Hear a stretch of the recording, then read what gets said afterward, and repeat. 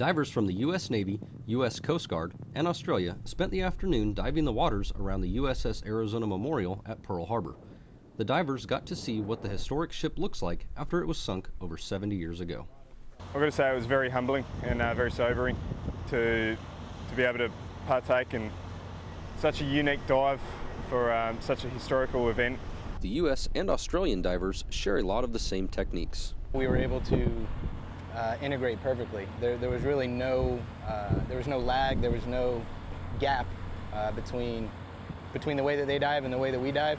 So the equipment's different, but the dive brief is almost exactly the same.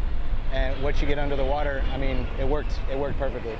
Army Sergeant Brad Parrish, Joint Base Pearl Harbor, Hickam, Hawaii.